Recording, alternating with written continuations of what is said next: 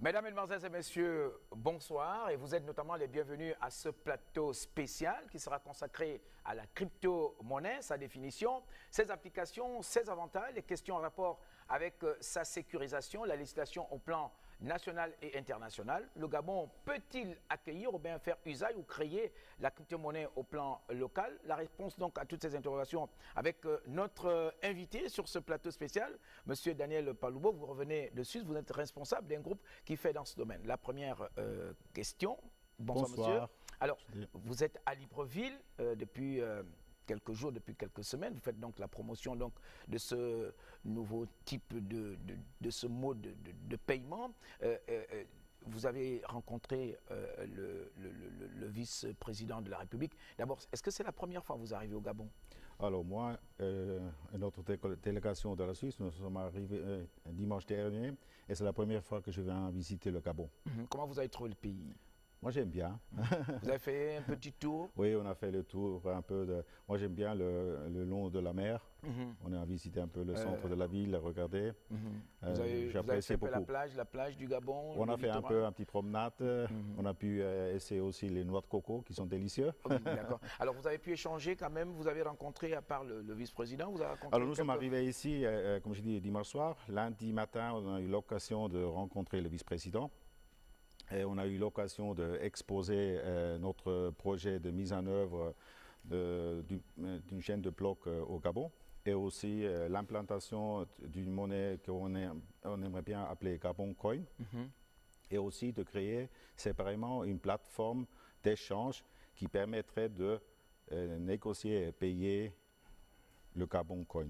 Bien, d'accord. Alors, on va peut-être qu'on va voir, parce que nous, les Gabonais, de façon générale, vont certainement découvrir si un jour, par bonheur, cette monnaie arrivait au Gabon. Alors, vous avez rencontré le vice-président de la République. Est-ce qu'on peut dire qu'il a été suffisamment attentif à vos explications? Nous ne sommes pas allés trop en détail, mais j'ai fait une explication générale. Il a bien compris l'ensemble de cet intérêt. Et je pense que, comme on a pu échanger quelques échanges, j'ai compris qu'il aussi il pense que c'est une bonne possibilité de lancer ça dans le pays du Gabon. Bien. J'ai eu une résonance positive de sa part. C'était pas... C'était pas une assurance quand même que quand même il va se déployer et bien peut-être vous allez créer quelque chose rapidement qui pourrait favoriser une implantation rapide. C'est-à-dire comme ça, de la discussion, j'ai compris qu'on est obligé quand même de regarder ça à travers des autres départements étatiques à Libreville.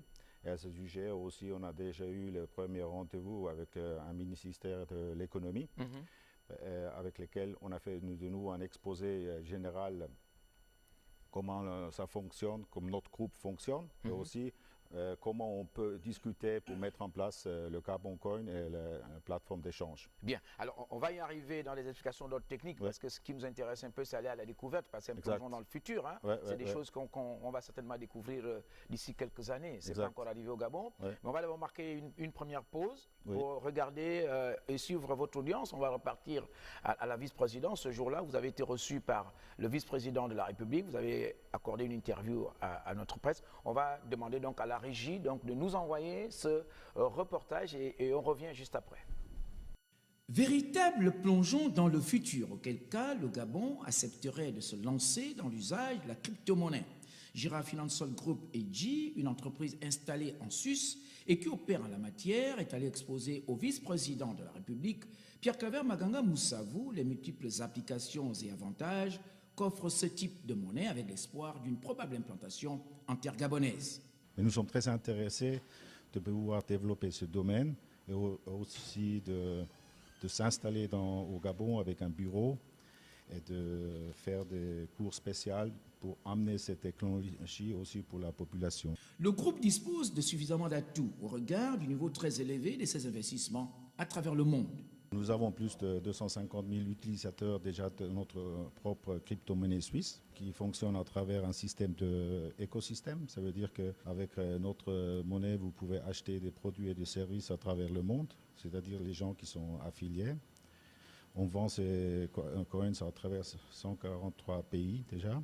Et un des plus grands pays qui est intéressant dans le continent africain, c'est le Nigeria, qui a adapté très bien notre crypto-monnaie. Le vice-président de la République a-t-il été séduit par ces hôtes? Toutes les éventualités demeurent envisageables pour entrevoir un quelconque investissement de ce groupe sur le sol gabonais. Alors, vous avez rencontré le vice-président de la République, vous avez beaucoup discuté. Alors, ce qui nous intéresse, c'est peut-être d'abord, par définition, c'est quoi ce type de monnaie? C'est quoi la crypto-monnaie, la monnaie que l'on ne connaît pas très bien, qu'on ne maîtrise pas encore très bien en Afrique? Ok. Alors, je vais commencer par l'introduction de la première crypto-monnaie que tout le monde connaît, c'est le Bitcoin. Il a été introduit en 2009 par un Japonais qui, justement, il a pensé à travers des algorithmes de calcul cryptographiés, de faire une monnaie virtuelle. Et alors, c'était le début. Alors lui, il a décidé aussi de déterminer combien de bitcoins peuvent être dans la circulation. Aussi, il faut comprendre, un bitcoin ne se crée pas comme ça. Il faut les miner. Et ça se passe à travers des calculs mathématiques. Et ça prend beaucoup de temps. On ne peut pas dire qu'on peut faire un bitcoin dans un jour. C'est techniquement beaucoup d'éléments qui vont ensemble. Mais en termes de visualisation, est-ce que c'est vraiment c'est aussi une monnaie? Ça peut être physique? Non. Le bitcoin, c'est vraiment une monnaie virtuelle. Le passage d'un payeur et réceptionnaire passe à travers un chaîne de blocs. C'est justement un chaîne de blocs, c'est un système de sécurisation qui garantit qu'il ne peut pas y avoir des abus et de fraude en ce qui concerne cette transaction, une transaction de A à B. Alors, comment se font les transactions, comme vous avez dit? Moi, imaginez que, est-ce qu'il peut y avoir cette monnaie d'abord au plan national et au plan international? Est-ce qu'entre deux pays, il peut y avoir des échanges avec cette monnaie peut-être virtuelle? Alors, par exemple, entre-temps, il y a eu plusieurs monnaies virtuelles qui se sont créées. Il y a eu plusieurs plateformes internationales qui se sont créées au Moyen-Orient, en Europe et en Sud-Est asiatique. Et là, à travers cette plateforme, ces crypto-monnaies s'échangent aussi contre les valeurs fortes comme le dollar, l'euro et des autres valeurs. Alors, et aussi, il y a des sociétés qui ont commencé à travers le monde d'accepter les paiements avec ces monnaies virtuelles. Bien. Alors, comme toutes les autres monnaies, et comme tout système, c'est comme une technologie. Oui. Est-ce qu'on peut avoir une idée, par exemple, de ces applications, au-delà du fait que ces modes de paiement, comment peut-on encore utiliser la crypto-monnaie? Alors, par exemple, il y a des sociétés qui disent, pour faire le marketing, OK, le paiement de ma marchandise ou mon service, j'accepte aussi le paiement en crypto-monnaie. Pour vous donner un exemple, moi-même, je connais des services d'impôt en Suisse qui ont accepté déjà il y a 3-4 années un paiement en crypto-monnaie, par exemple comme le Bitcoin.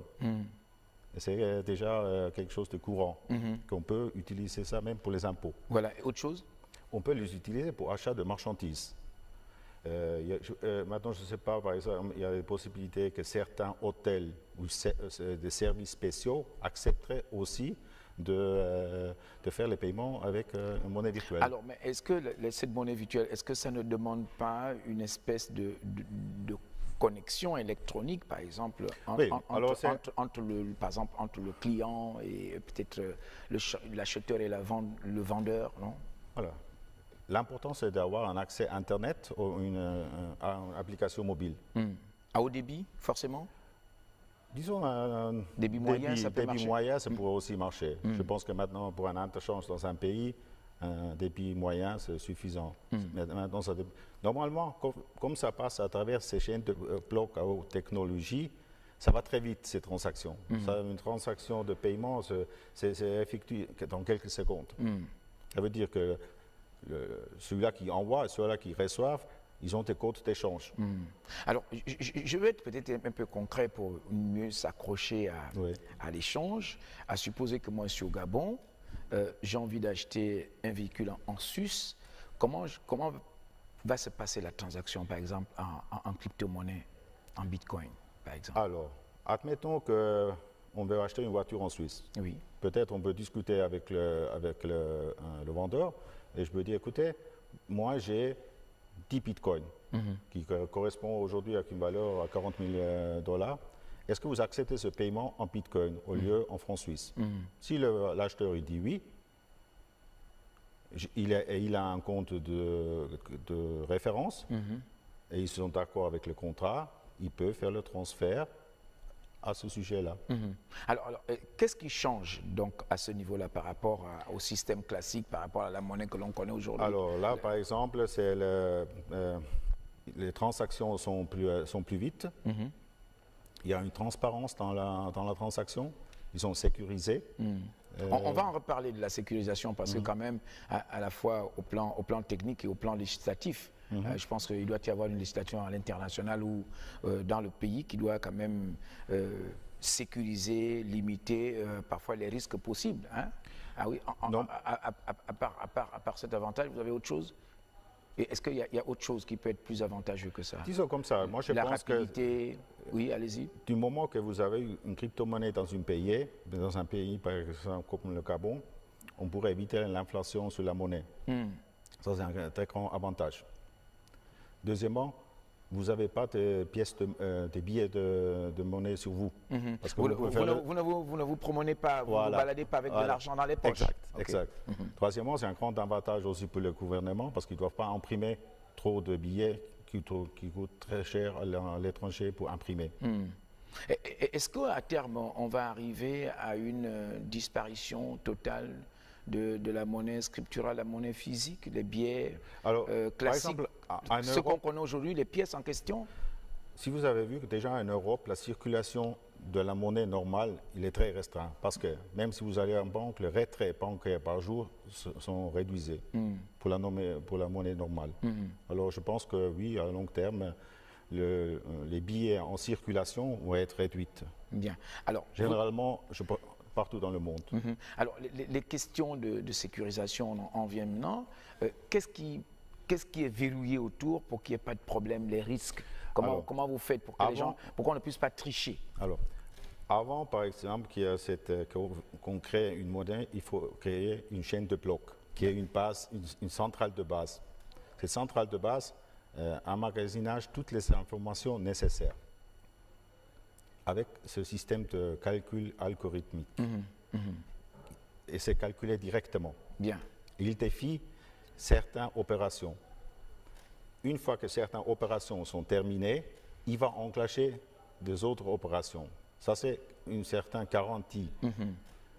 Et il ne peut pas y avoir de fraude ou interférence par des tiers. Bien. Alors, est-ce qu'il y a une espèce de code d'accès ou de code secret, de mot de passe, par exemple? Oui, chaque personne va travailler avec un code d'utilisateur, c'est des numéros, et qui va s'échanger avec un autre. Qui n'est pas falsifiable? Qui n'est pas falsifiable. C'est-à-dire, je donne une information à l'autre personne, et si ces deux informations ne collent pas, la transaction ne peut pas s'exécuter. Il va être rejeté. À ce moment-là, on va voir que les deux éléments n'ont pas été identiques. Alors, est-ce qu'il peut arriver, toujours en termes de garantie, est-ce qu'il peut arriver qu'à un moment donné, sur les chiffres, sur les montants, par exemple, qu'on se trompe ou on se trompe d'interlocuteur? Comment faire pour récupérer l'argent? Justement, avec l'identification des codes qu'on a, ce n'est pas possible. L'ordinateur rejette chaque information erronée. Il va détecter les erreurs dans la transmission. Et s'il a détecté cette erreur, il va refuser. Il n'exécute pas l'opération. Il n'exécute pas l'opération. Bien. Alors, maintenant, ça c'est au plan technique. Maintenant, au plan législatif, au plan du droit, de la réglementation, est-ce que, par exemple, vous en Suisse, il existe déjà une réglementation? Est-ce que l'État suisse a déjà mis des dispositions, des normes autour pour la pratique de la monnaie? La Suisse était en fait le premier pays, je pense, mondialement, qui en 1er janvier 2019, a écrit un règlement qui règle les instances de chaîne de blocs dans les méthodes de paiement. Tout ce qui est autour. Et aussi pour les crypto-monnaies.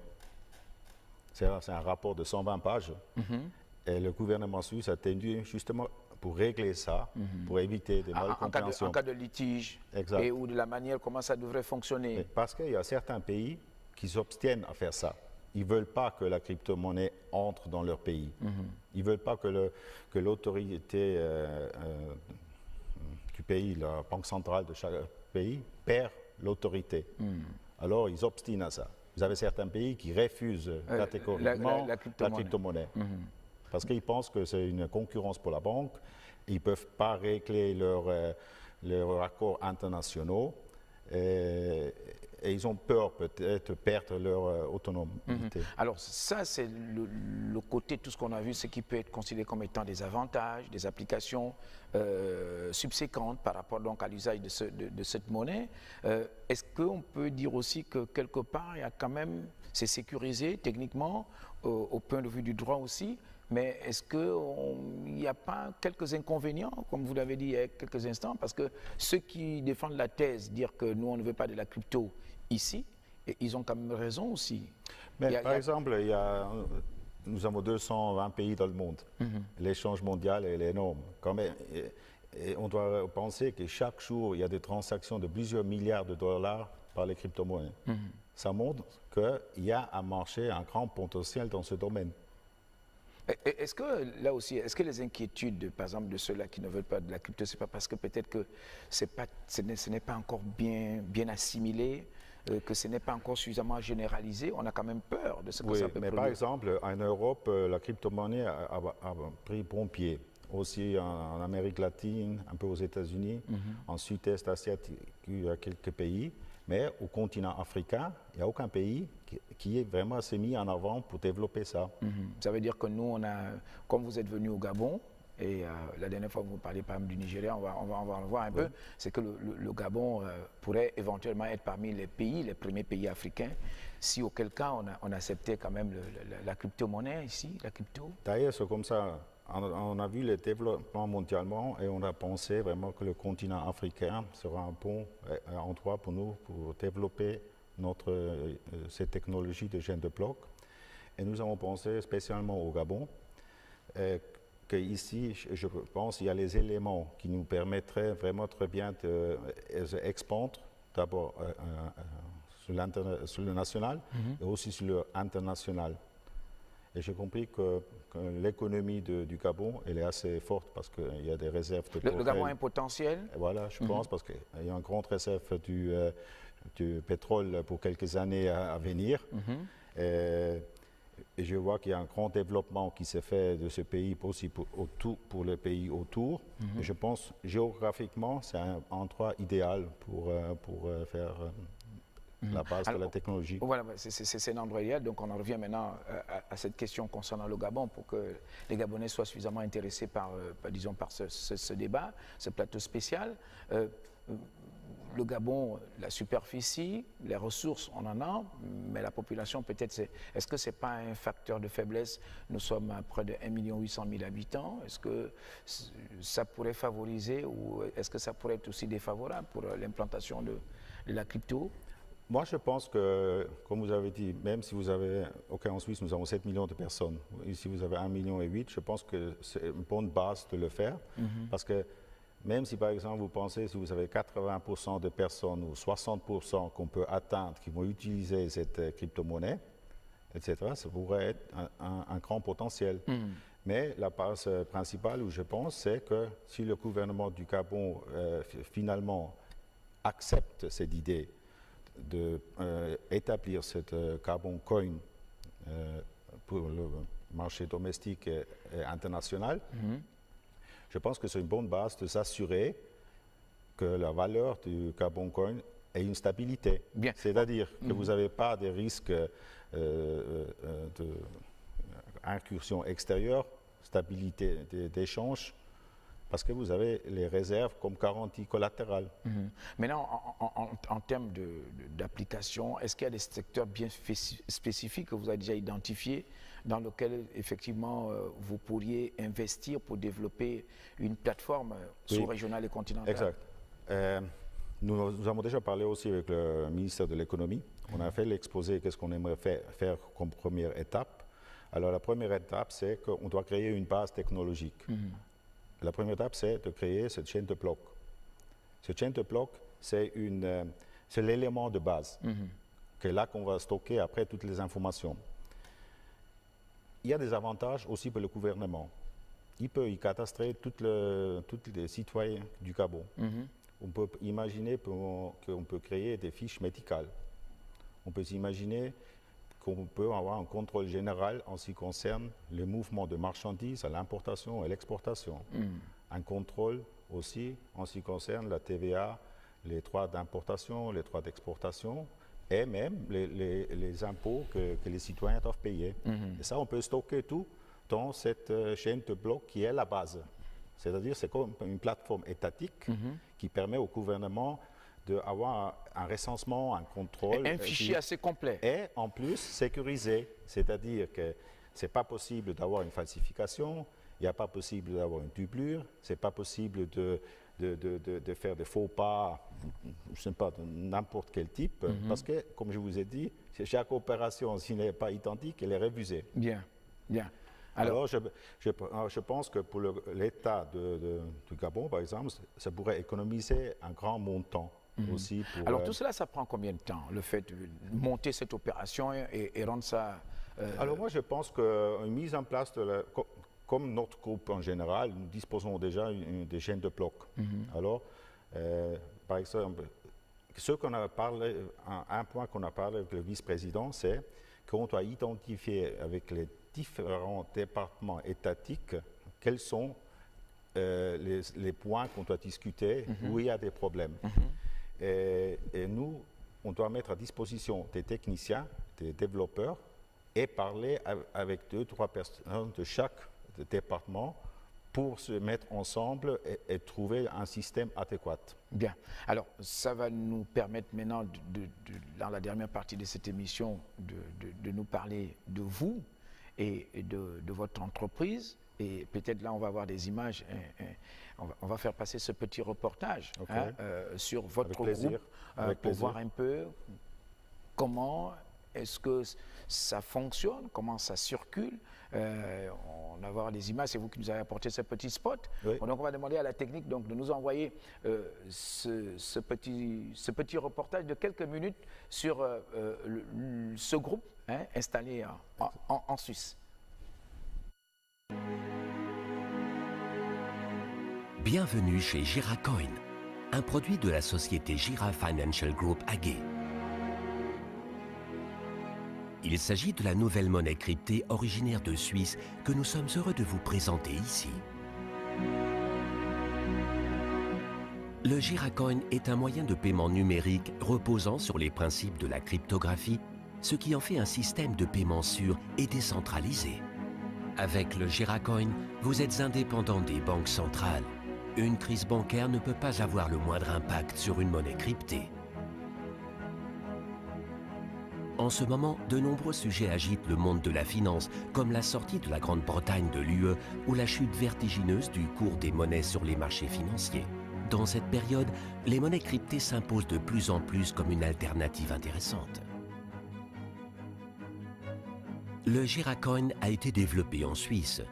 Il permet à tout un chacun de participer à la naissance d'une monnaie cryptée sans nécessiter de grandes compétences en informatique. Toutes les réglementations légales sont bien évidemment respectées, ce que garantit la politique de compliance interne à notre entreprise. Vous avez entendu parler du Bitcoin. La hausse prodigieuse de son cours reste à ce jour inégalée. Les utilisateurs ne disposant pas des connaissances informatiques requises ne pouvaient pas participer à sa mise en place.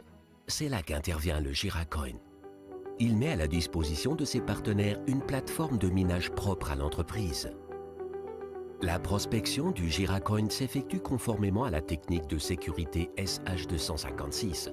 N'importe qui a la possibilité d'acquérir un paquet de jetons qui est alors intégré dans ce que l'on nomme le minage. C'est au cours de ce processus que sont produits les coins. Pour vous, le calcul des algorithmes compliqués s'effectue au moyen des jetons. Toutes les transactions sont sécurisées par les signatures numériques de la méthode Public-Private Key. C'est par ce biais que l'autorisation est générée. Par ailleurs, toutes les écritures sont vérifiables sous la forme de chaînes de transactions.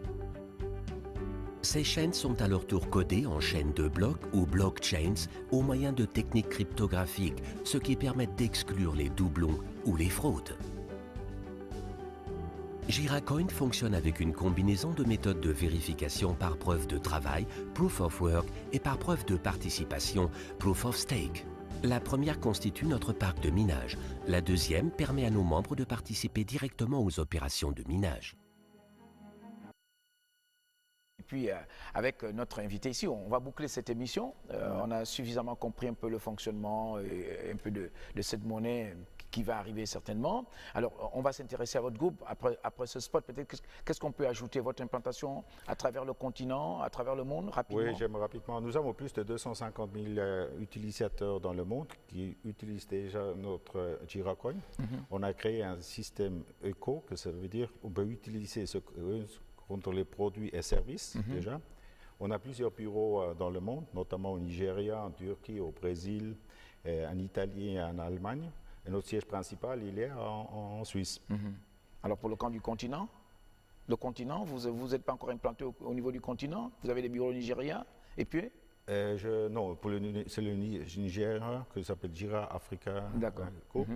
L'intention, c'est que nous allons nous installer ici au Gabon avec notre propre bureau. Et qu'est-ce qu'on aimerait faire? C'est aussi faire des webinaires et séminaires, aussi peut-être présenter sur YouTube pour que la population puisse mieux connaître et comprendre la technologie de la chaîne de blocs et l'usage de Gabon Coin et aussi comment fonctionne une plateforme d'échange. Alors, est-ce que vous avez un calendrier? Vous allez quitter le Gabon, vous revenez quand? Alors nous aimerions faire ça sur d'ailleurs les discussions ont amené entre 1 à 6 mois. Et, je dois parler avec plusieurs départements étatiques en ce qui concerne les lois adaptées ou des changements nécessaires, comme pour voir comment on peut le faire.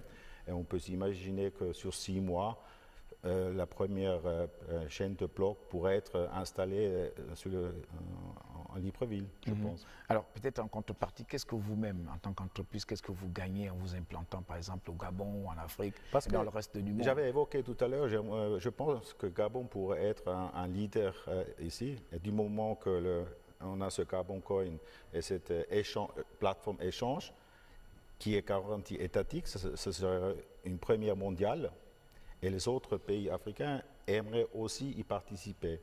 Et je peux imaginer qu'un échange avec les pays voisins pourrait se développer énormément, du point de vue commerce, entre les parties et aussi avec le privé. Merci. Merci Monsieur beaucoup. Daniel Palomo. Je rappelle que vous étiez notre invité, que vous êtes venu nous parler de cette monnaie à la limite révolutionnaire, un nouveau mode de paiement qui n'est pas encore adapté, utilisé au niveau du Gabon et même pas au niveau du continent, mais dans le reste du monde, on en parle déjà et on en fait usage, la crypto-monnaie.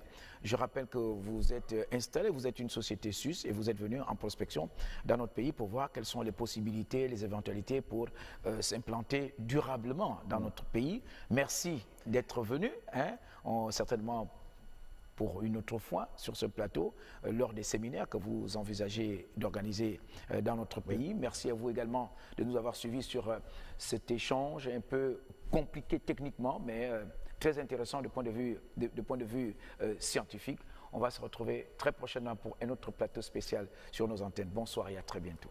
Je voulais une petite phrase. Le Gabon d'abord. Merci beaucoup.